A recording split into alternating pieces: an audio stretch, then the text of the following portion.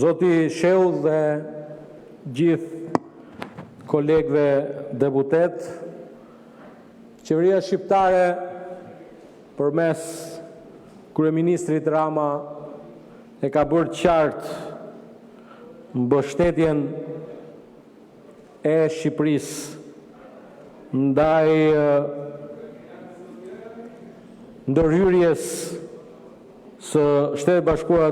të Amerikës dhe të Izraelit në një sulm parandalus ndaj Iranit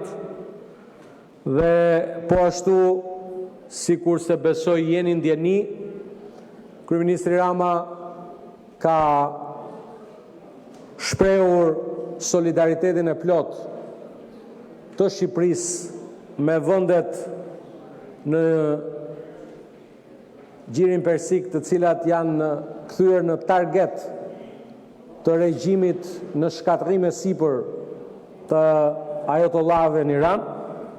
Kryeministri ka biseduar sot në një bisedë telefonike me presidentin e Emirateve të Bashkuara Arabe, lartësinë e tij Mohammed bin Zayed, dhe po ashtu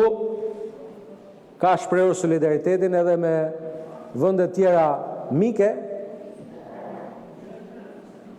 popull vëllezër të Katarit, të Arabisë Saudite, të Bahreinit, padyshim të Emirateve të Bashkuara, por siç jeni ndjeni, ka pasur sulme edhe ndaj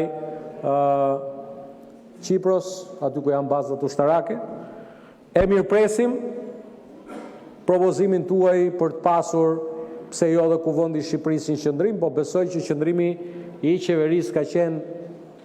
i qartë në të njëjtën linjë me ato që presidenti i Shtetit Bashkuar të Amerikës Donald Trump konfirmoi se objektivi i Shtetit Bashkuar të Amerikës ishte të mbronte popullin amerikan dhe vendet aleate, duke eliminuar kërcënimet e menjëhershme nga regjimi iranian, nga një grup i pamëshirshëm dhe shumë i ashpër dhe shumë i rrezikshëm. Dhe e vërteta është paksa e hidhur se ndërkohë që Shtetet Bashkuara të Amerikës dhe Izraeli me forcat e tyre ushtarake godisnin objektivat e regjimit të ajatollahëve, ajatollahu i fundit në Europë, Sali Berisha, urdhëronte ju dhe ata që u vinë nga mbrapa të sulmonit godina. Ina nuk e pse bërtet ti, sepse në atë godin që sulmonte Saliu nga gjithë ne që jemi këtu, vetëm Saliu kishte brenda. Në asnjëri nga ne para viteve 90 as nuk e ka pasur dot në ëndër të hynte në atë godin. I vetmi që mund hynte në atë godin, madje dhe të ngrohej pranë zjarrit bubulak të familjes së diktatorit, ishte ajatollahu në kryet partisë tuaj. Dhe hipokrizia më e madhe në këtë moment që flasim është që ndërkohë që në kuvendin e Shqipërisë kemi të planifikuar ditën foltoren për qytetarët, ju braktisni foltoren e qytetarëve për shkuar diku ku bashkë me shërbimet mbështetëse të Partisë Demokratike nuk bëheni shtetet veta. Megjithatë, kjo është diçka tjetër, por modesti përgjigjem asaj që tha Zoti Sheu. E për ta vazhduar, besoj që sot është dita që dikush në emër të grupit parlamentar të Partisë Demokratike, në linjë me grupin e partive popullore europiane në Parlamentin Evropian, e thënë qartë përmes David McAllister, kryetarit Komitetit të Politikës Jashtme në Parlamentin Evropian, që duhet të distancoheni nga dhuna. Madje dëgjova një prej këtyre përfaqësuesve tuaj që kishin nxjerrë në internet, pra në rrjetet sociale, edhe shembuj të protestave në vende tjera, ka një dallim shumë madh. Po padyshim që ka edhe protesta të dundshme edhe në vende tjera, por nuk ka asnjë vend në botë që protestat e dhunshme të udhëhiqen nga një parti politike. Pra mund t'i bëjnë grupe të caktuara destabilizuese, antisistem, por nuk mund të udhëhiqen nga një parti politike. Dhe sulmi ndaj fondacionit Art Explora, një investim tërësisht francez, është një sinjal i keq për një parti politike e cila në vitin 1991 kishte ideal antarësimin e Shqipërisë në familjen europiane, ta bëjmë Shqipërinë si gjithë Europa, dhe sot ju jeni shndruar një parti që përdorni zjarre flak kundër projekteve të huaja, me ndoshta ndonjë synim të qartë për të zbërë një provë që ju lidh shumë, ose të paktën udhëhesin tuaj lidh me regjimin e kaluar. Sa i përket diçka që u ngrit tu për situatën në aksin rrugor Libra Shprenjas, për te gjithë themnajës shpifjeve, ai është një rast që është i qartë që kemi të bëjmë me një fatkesi natyrore, edhe 30 vjet më parë kur një kompani aso kohë greke e kontraktuar nga qeveria në vitin 1995, kur ndërtohen dhe urën në atë vend, ka pasur një rrëshqitje, është bllokuar rruga për një kohë gjatë edhe aso kohë, dhe ky është një fakt të paktën për shkak se edhe jam banor,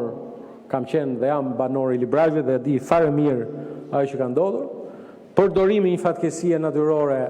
për qëllime politike është mungesë largpamësie politike pikë pari, por lajmi mirë është që prej nesër në orën 12 rifillon qarkullimi në atë aks, në atë kalim të përkohshëm, ndërkohë që mbi këtë kalim përkohshëm vijon puna intensivisht për vijimin e projektit Korridori 8. Është fakt që falë kësaj qeverie, Korridori 8 do të jetë një Korridori 8 ashtu siç i ka hije këtij korridori europian. Nuk do të kishim pasur një Korridor 8 nëse nuk do të kishte qenë insistimi i qeverisë Rama në samitin e zhvilluar në Shqipëri të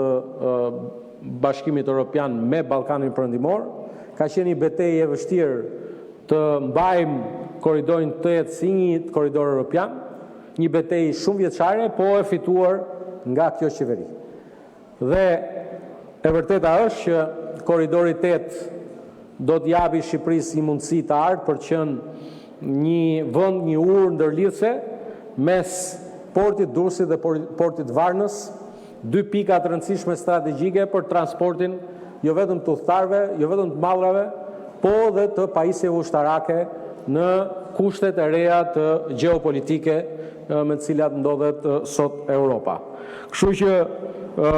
në këtë këndvështrim mendoj që gjithë ato ankesa që u thanë këtu për sa i përket këtij projekti, është një projekt i madh, kalon një zonë të vështirë, nuk përjashtohet që problematika të ngjashme të ripërsëriten edhe në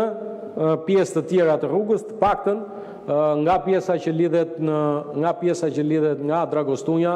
deri në pjesën e Bushtricës, ku më pas